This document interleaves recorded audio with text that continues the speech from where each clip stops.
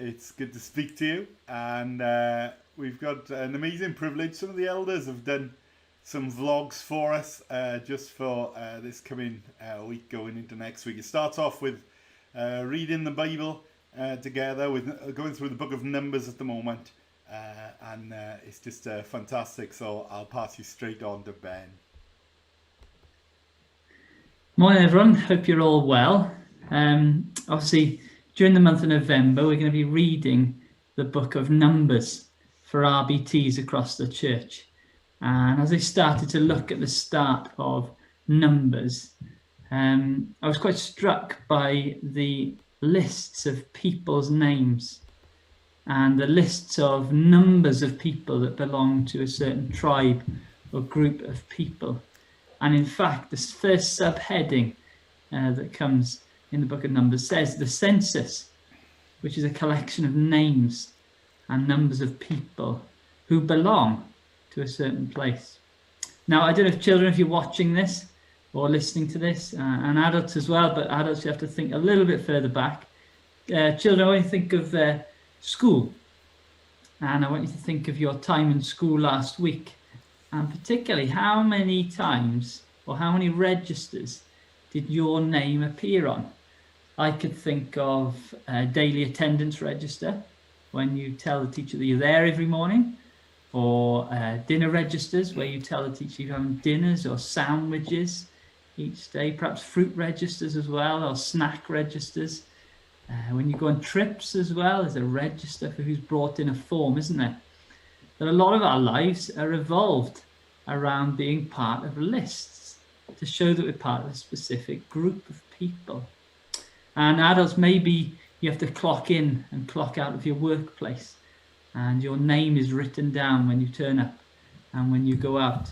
Or even with this pandemic, with the track and trace, there's QR codes, aren't there, in shops and even in the front of church now and other places where you scan your phone, you scan the code and show that you are part of that group. You were there. Your name is written down on a list for people who were there. Well, why then is it so important that we have lists and registers of names? Well, it's because you're important, isn't it? It's because that your name matters. Your name is important. It shows that you, by your name, are part of a specific group. So in school, you are part of that class.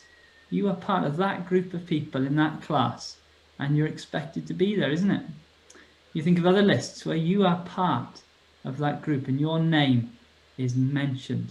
You're never called child A, child B, or child C, or child 4 or 5 or 6, are you? You're not called by a number or a code.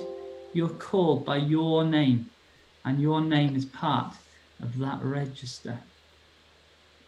Well, I remember in school, a fire drill, where obviously the fire drill went and the button was pressed and everyone had to leave their classrooms, not take any belongings with them, and make their way up to the yard where they would line up in their classes. And at the front of the line, the teacher would then call a register. They'd call out specific names of people to check that they were there. Because if they weren't there, there was danger, wasn't there? They could have been caught somewhere or trapped somewhere, and they weren't where they should be, because that name, everyone's name, was so important as part of that class. And that happened during fire drills, and it happens at other times as well, doesn't it? Where names are called and people want to know where you are, where exactly you are.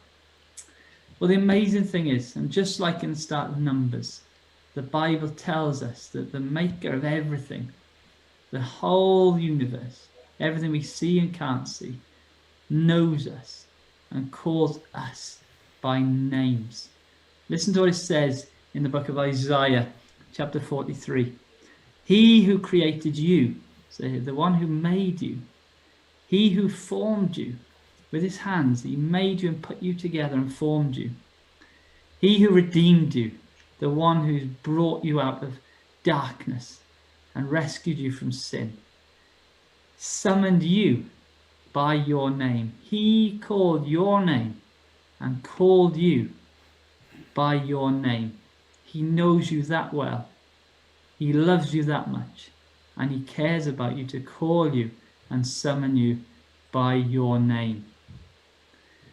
Isn't that amazing? What a thought today. Whatever you go through today, whatever you face today, whether you're locked in or you're allowed to go to work or you're at home away from friends and family, that the maker of heaven and earth, the God who runs everything and sustains everything, the God who makes it rain even now, calls you by your name.